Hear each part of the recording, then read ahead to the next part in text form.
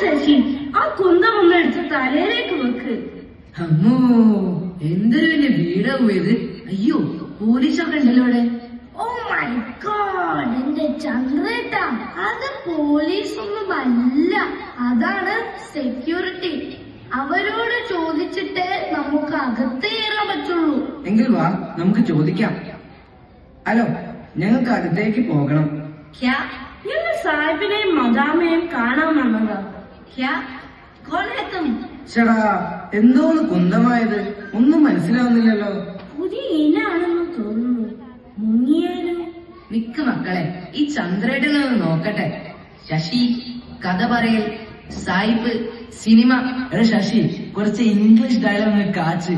എടോ security, I Sasi, cinema കഥ എഴുതിക്ക്.